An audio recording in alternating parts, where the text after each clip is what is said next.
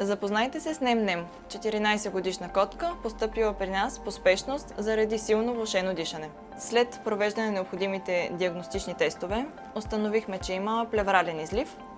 Плевралният излив представлява свободна течност в гръдния кош. Тази свободна течност е резултат от сърдечна недостатъчност и хипертиреоидизъм. Това са състояния, изискващи прецизен и дългосрочен терапевтичен подход. Назначено беше комплексно лечение и Нем-Нем беше редовно проследявана и терапията се адаптираше спрямо отговора към медикаментите. Резултатът 3 месеца по-късно.